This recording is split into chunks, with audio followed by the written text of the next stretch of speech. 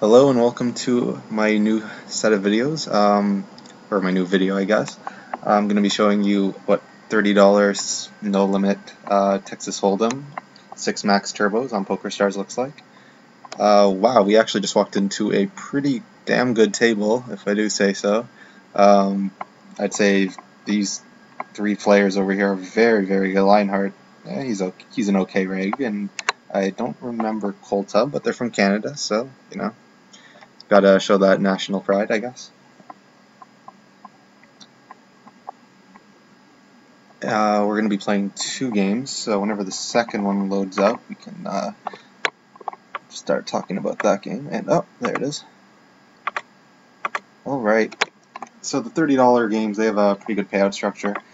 Second place gets, only the top 2 get paid. Second place gets $58, first place gets $108, so about a little more than, I guess, 3.5 times what you buy in for, and second place pretty much breaks even, a little less, but more or less breaks even. King A, we could ISO here, but I don't know anything about this person, and I'd rather, if it was suited, I would ISO, but it's not suited, can't do it. Lionheart opens here 60. We're going to definitely defend with ace-10 until Coltub just shoved. Okay, that's I wonder what's going to happen now. Lionheart opened pretty early under the gun. He must have something of a decent hand, but I guess not good enough there. Ooh, that's an interesting note to make. Coltub just shoves over 3x raises. Pretty bizarre. You see players a lot of the time do that with middle to low pocket pairs to protect their hand, or like just random garbage. I mean, I don't know.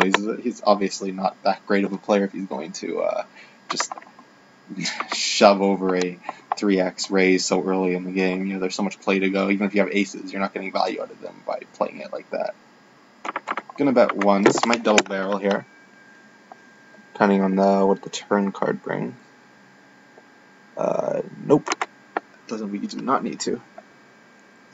I'm just gonna go over, I guess, what the stats here over everyone's names, what they mean. I guess I'll just do it over tanky or whatever. VP means just your total hand you play overall. PR, pre-flop raise, how often do you raise relative to how often do you play hands. The VP IP is always higher than the PFR, so 2016, pretty tight stats for 6 max, but I wouldn't say nitty by any means. 3-bet, just how often are you raising over somebody else's raise. So basically, say, for example, I raised here and he decided to 3-bet me. That would go towards his 3-bet stats. I raise and he re-raises on top of that. Because the blinds are 10-20, so I make it 60, he makes it 180. That's a 3-bet. Continuation bet. So, for example, that's just the times that I raise pre-flop, he calls, I bet. That's a continuation bet by me. Fold to continuation bet, so same thing. I raise, he calls, I bet, and then he folds. So he folds a pretty good percentage of the time, which is good to note. You can tell that there's a difference. Certain players are a bit more sticky, like Zoaya. Zoaya is definitely going to be a lot less likely to fold to continuation bets. He limps here. I don't know if we want to ISO. We actually can limp here. I'm usually not a fan of limping. I'll sometimes do this with small pairs or hands that have pretty decent you know, that flop pretty well post-flop.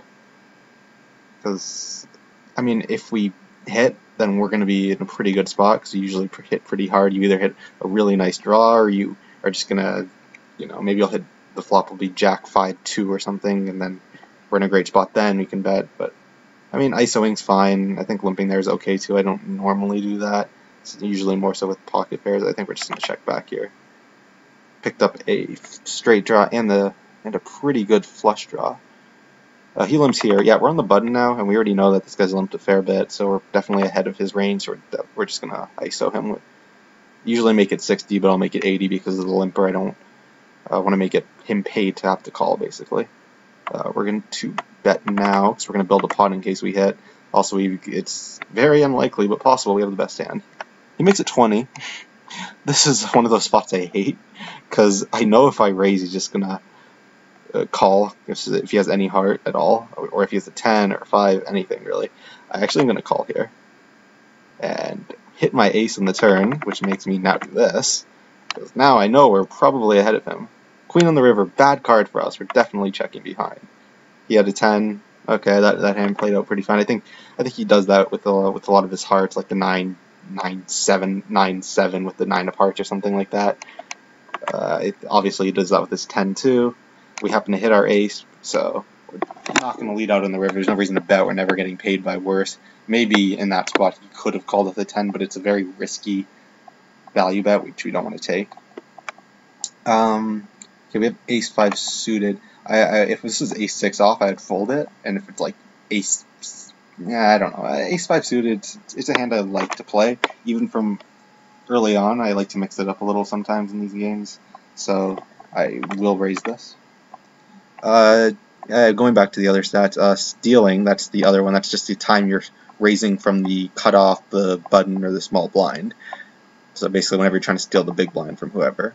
The stat next to it's big blinds, just how many big blinds you have. So, for example, the blinds are 1530. I have 1500 roughly, which would be about 50 big blinds. That's how much I have. Or, yeah, it's about 50. It hasn't updated yet, so that's why it sounds like I'm wrong, but I'm not. And then the red stats, just overall stats. I mean, just overall hands. How many hands have I seen you play? The bigger the sample, the more reliable it is, I would say. So I definitely have a lot of info on Zoya and just sort of how he plays, including notes on him, just certain things he does.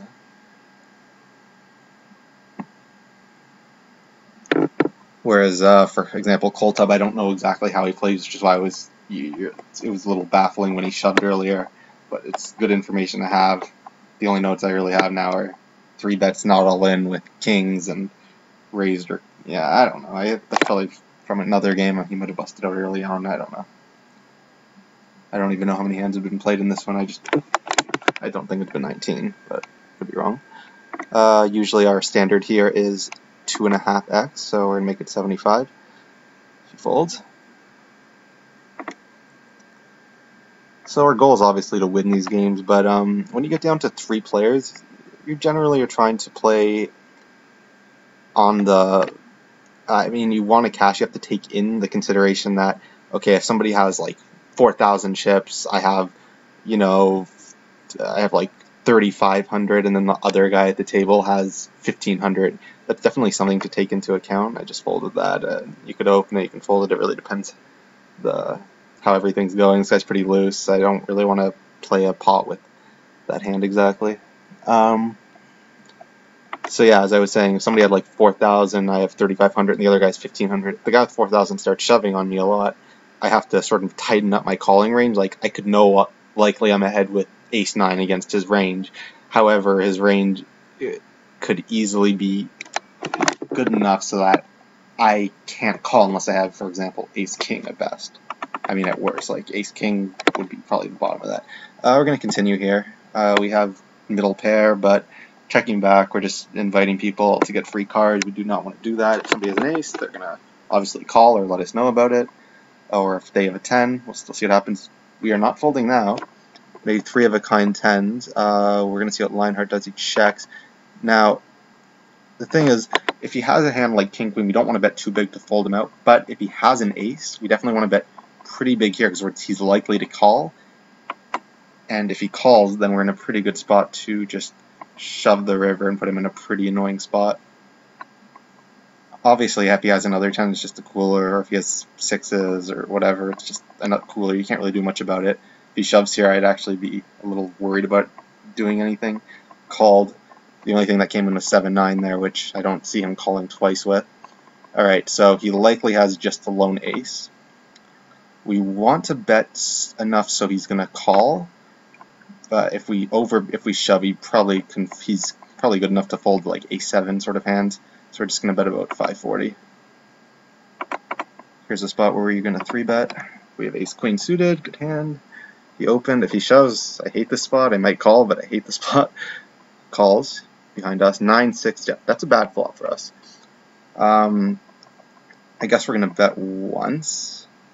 He called. He probably had a hand like it'll show us in a second, but I'm imagining ace-7, ace-9 sort of hands. He had ace-jack. Yeah, pretty much the same thing. We're going to bet once here. Don't know how often that gets a fold from what he has. He just called. He could easily have draws here too, which we're ahead of. We're not going to bet twice though. If he calls the flop, he's not folding the turn, obviously. 7 on the river. That might slow him down from bluffing a little, at least. Maybe. I don't know how often he thinks we have 8, but he checks. I mean, sometimes he has queen jack, king queen, ace jack. We're just going to check behind. I don't think we're going to get him off any decent hand, even like jack 10. I think is going to call us here. So chop it up. Yeah, I mean, I think at ace king he shoves. Ace queen, he's probably just going to flat there. So I mean, he's just going to go check check a lot of the time because ace queen has decent showdown value in that spot. I think he could have folded the flop though. I don't know why he decided to call, because our range generally does consist of, you know, over pairs or hands like pocket 10s, pocket 9s, which would be a set on the flop, jacks, queens, kings. I mean, sometimes even when we bet, we could have ace king, which is still ahead of him. So just calling the flop out of position with ace queen, no real plan, is not a very smart play by him. So at table 2 over here, we are gonna just fold this. The blinds are now up to 25.50, so now our standard raise will be to 100. The goal of this is just going to be to accumulate chips, and it's usually players don't really get eliminated until the 50-100 stage or 75-150, which are the next 2 blinds. But this is definitely a good area, 25-50. It's an area I like to play. I like to play about 30 big blinds deep. It's, I guess, one of my stronger levels of stacks I'm very used to playing here. It can be a bit awkward at times just because when you raise and 3-bet, you're pretty much committing yourself a lot of the time, but I like to sometimes mix it up, throw in 3-bet bluffs, do a variety of things depending on who I'm playing against. 8-3 folding. Some of you guys who aren't really used to poker might be wondering, you know, why am I folding some hands like 4-6 suited, 5-6. I mean, a lot of these hands that you think that have a chance, oh, if I hit it, they'll never realize it. It's not good thinking because you're calling while behind. So in the long run, even if you do happen to hit, say the flop was 4-4 ace and they go broke with ace king, in the long run you're making a mistake because you're not going to flop trips, you're not going to flop 2 pairs with these sort of weak hands, and it's not a good spot to be in. Like even 5-3 here, I sometimes would play this. Again, if I had a very tight opponent in the big blind, I'm definitely going to be raising here, because he's just going to fold a lot of the time, but with him I just fold. 7-8 suited is a bit different. It's a little bit of a nicer hand. Problem is, I imagine he shoves over a lot of my opens. I mean, it's a bit nitty, but I'm just going to fold. If I had 9-10, I could consider open shoving on him or just mid-raise folding, but decided not to. Again, I would consider 3-betting the pack, but the problem is, here's our opponent, Cold Tub.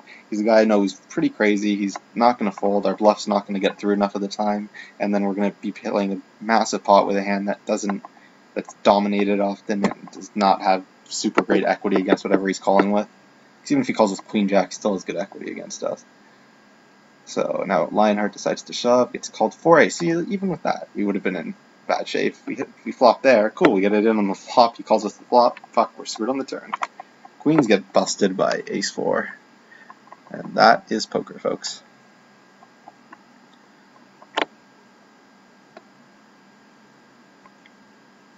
So our goal for this session is obviously just to make a profit. It's unrealistic to think you're always going to win every game, but if we could win both, that's obviously the ideal scenario. But even breaking even, I don't mind breaking even, because breaking even, you win when you don't lose. That's how I usually look at it. I mean, okay, you lose $1.50, you're not really losing, in my point of view. I mean, yeah, obviously in the long run you are really losing, but if I can break even 1,000,000 times and, you know, like 20,000 of those times I end up winning, I'm still making a profit. If you count out rake, obviously. Pocket 9s, that's a hand worth playing. He raises, Zaya, okay. This is a guy, I guess we're going to have to 3-bet. I think we're going to have to 3-bet, get it in against him. Problem is when he 4-bets, we're probably really screwed to like ace-queen, ace-king. We're going to be hoping he has ace-queen, ace-king if he does anything. If Cold Tub shoves here, we're in a pretty annoying, a very annoying spot. He doesn't. Yeah, we're gonna 3-bet. Yeah, we're gonna just 3-bet, get it in. If he shoves, we have to call. He's opening from the button. He's gonna be opening fairly wide. He'll just fold most of the time. But when he 4-bets, we can't. You can't really 3-bet fold the shallow with pocket nines. It's a losing play. He's gonna have ace king more often than he shows up with pocket pairs. So ace king, ace queen, even ace jack suited. Especially since he knows our rep. He knows especially like if you look at our stats of this game, we've been playing very, very aggressive. Pretty much as aggressive as this guy. Although that's probably more of a result of us getting some better hands. And this guy's just sort of dicking around with ace 4, which we are not going to play. We opened it before. We're not going to open it now because we're more shallow and there are short stacks who are going to shove behind us. And we do not want to call a shove with the ace 4 suited because anytime these guys shove after we open, that we are screwed. Not to mention we are going to be out of position most of the time. Not a good spot to be in. Pocket 7s. He opens to 250. See, against this guy especially, I think we have to get this in. I mean, he's gonna. It's early position, but still, we just have to get in. Hopefully, we don't get called by these three. If we get called by him, we're likely flipping. Sometimes we're dominating him. He does stupid shit. He has ace king. We're screwed, but whatever. We played it fine. We got it in as a favorite. It's like a 54% favorite or something. I'll say in a second, but 55% favorite. We got it in as a favorite. That's all you can do, really. We played it well. We ended up not winning, but we played it well. Yep, and that goes our game. Finished in 5th. Oh well. That means all we have to do now is bink this one. Come in first. We make a profit. Come in second. We came in second. Also good.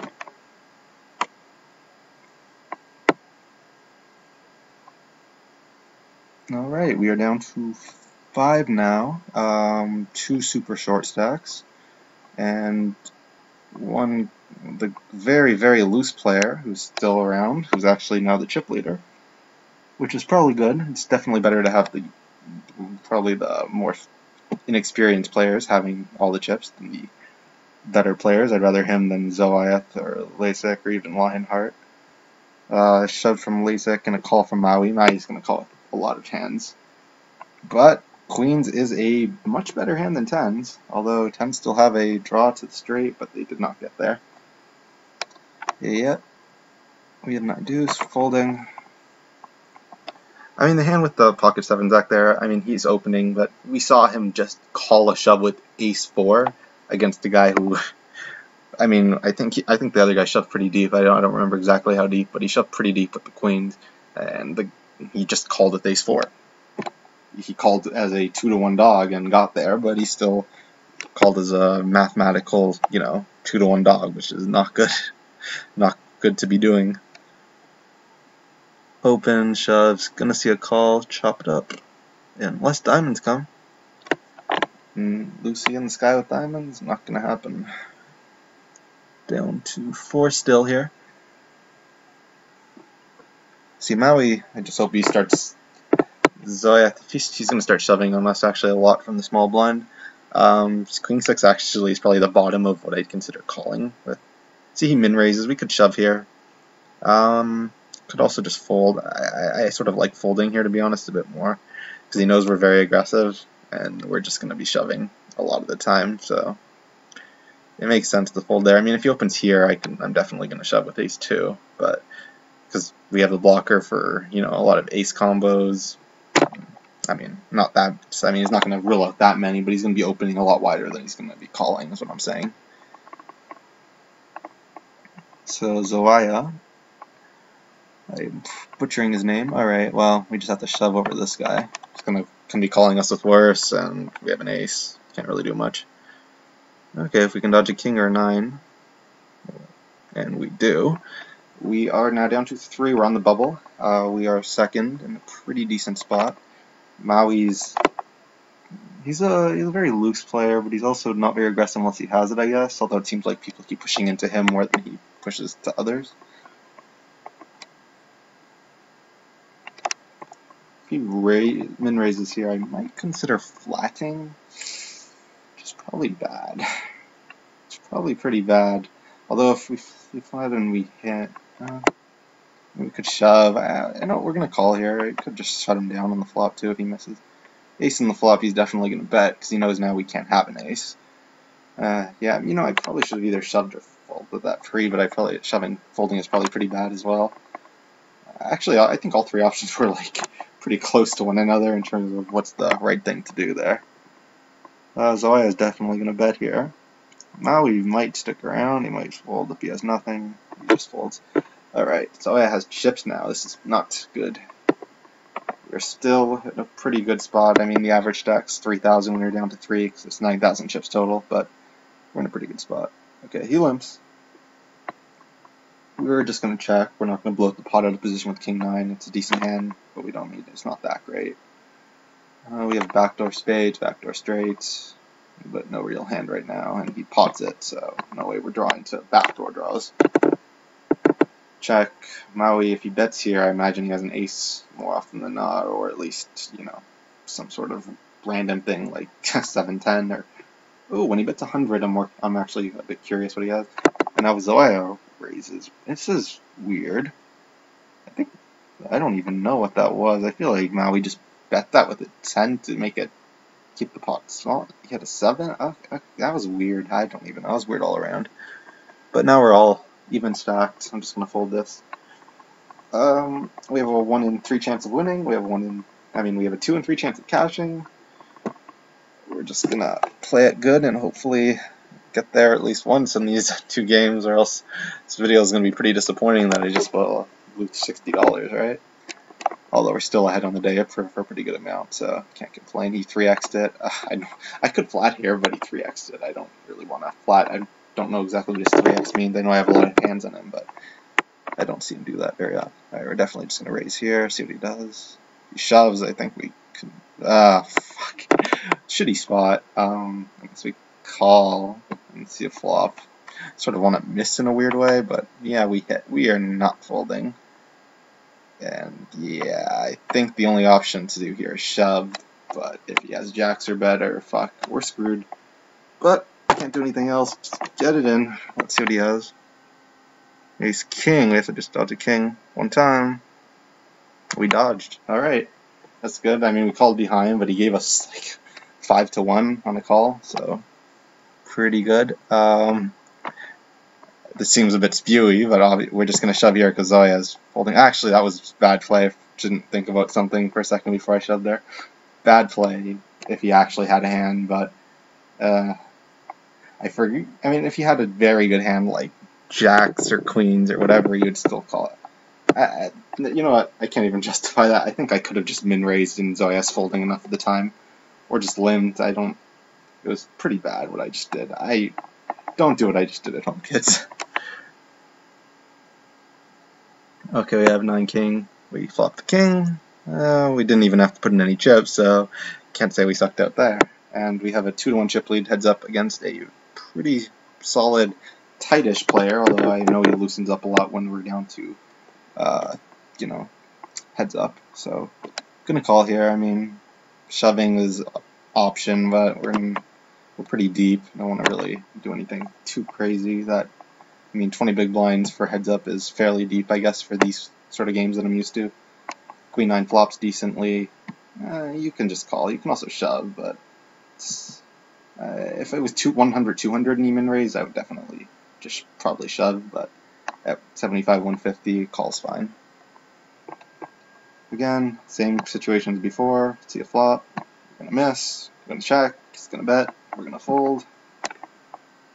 Just clockwork, basically. 10-3, fold. I mean, we don't play 100% of our hands. We play a decent amount, though. 7 deuce. Yeah, hopefully we don't stay super card dead for a heads up, or else we're going to have to give him the chip lead.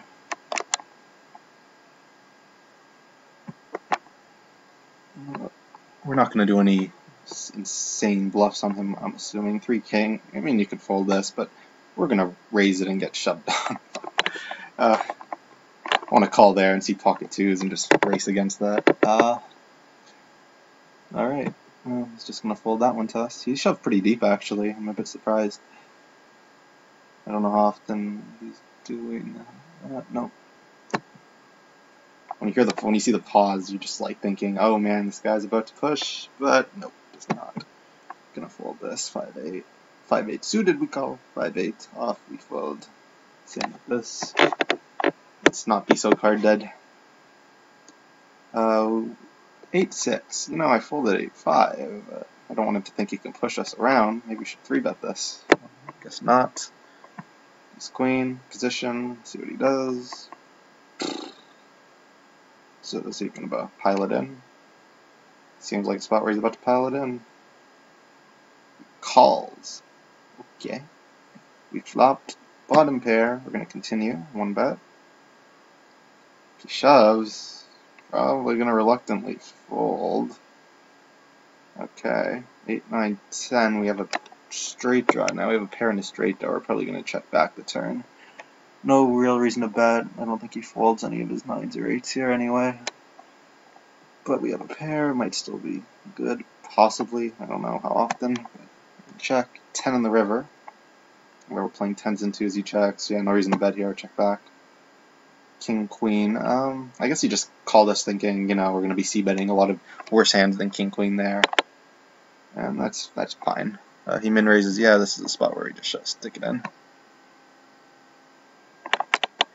He's 10 suited. Really good hand heads up. We're shallow. He's min raising a lot. We're ahead of him most of the time. So sometimes he folds, sometimes he calls it better. Gotta just get it in. 7 deuce, we can actually fold. Although we could have actually argued for raising there, just because I don't see him flatting very often in that spot. I just see him either pushing or folding, which is why it's okay to pretty much raise any 2 cards. Because when I raise here, I imagine he's going to shove or fold more often than he's just going to flat. Like what I'm saying, he knows he's shallow. Even the speculative hands like 10-9 now at 10-9 suited, they're more, you know, they're more valuable as a shove to get me to fold other hands than, I mean, even slightly better hands. Yeah, it's whatever. He min raises. We have ace and a 4. We are going with it. Folds. Pretty much any ace. I mean, when they min raise, unless they're super nitty, just any ace is good. Same logic as before. We're going to min raise. If he shoves, we fold. Just got to sort of stick to that pattern for a bit. We could argue for limping, keeping the pot small. I'm not. I mean, I know there are a lot of proponents of and value to limping instead of raising. I just generally feel more comfortable in raised pots. It just seems more standard to me. But I mean, everybody plays their own way. I mean, my style isn't necessarily better than another winning rig style. Anybody could really play well as long as you're just using strategy or using logic, game theory, math behind all your decisions. You're good. Can just open shove this one. Jack 8 suited, the hand I actually think we can open shove. He has 11 big blinds, 12 big blinds. 12 big, yeah, he has about 12, 13 big blinds. Yeah, it gets him off of hands like King 7, which he might shove over our raise, and it could get him off King 7. He could call with it very easily, but Jack Ace, we're going to min raise call. His hand's stronger, trying to induce by min raising, which worked, so he shoves. We call. He has worse hand. We just have to dodge a 10 or a queen, and we win. And that is how you do it. So just from 2 games there, we show a profit. I mean, we bought in for 60 and made a profit of $48.58. So all that in about a half an hour. Hope you enjoyed my videos. I might be making more soon. Let me know what you think in the comment section. And thanks for watching.